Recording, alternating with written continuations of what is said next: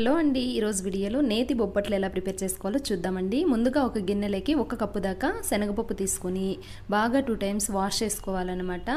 ఈ విధంగా మనము వాష్ చేసుకున్న ఈ పప్పులోకి మనము 2 కప్స్ వరకు వాటర్ వేసుకోవాలి.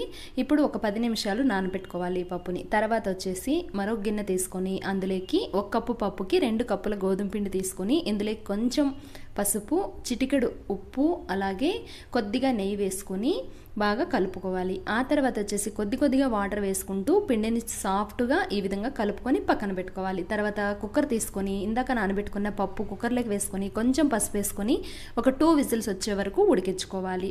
ఇలా ఉడికిందో లేదో ఒకసారి పప్పుని మనం ఒకసారి చెక్ చేసుకోవాలండి.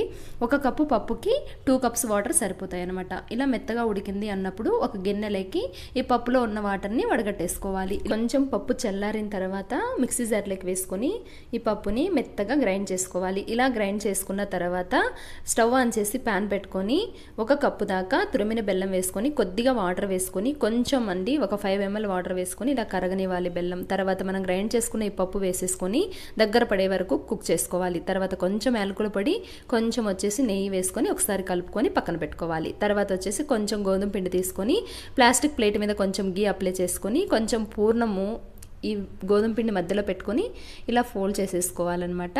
మీరు బటర్ పేపర్ మీదైనా లేదంటే ప్లాస్టిక్ కవర్ మీదైనా ఈ బొబ్బట్లని ప్రిపేర్ చేసుకోవచ్చండి. ఇలా ప్రిపేర్ చేసుకున్న తర్వాత స్టవ్ ఆన్ చేసి ప్యాన్ పెట్టుకొని ప్యాన్ కొంచెం హీట్ అయిన తర్వాత ఈ బొబ్బట్లని మనము వేసుకొని ఈవెన్గా 2 సైడ్స్ నెయ్యి అప్లై చేసుకుంటూ ఈవెన్గా కాల్చుకోవాలి. అంతేనండి, బొబ్బట్లు రెడీ.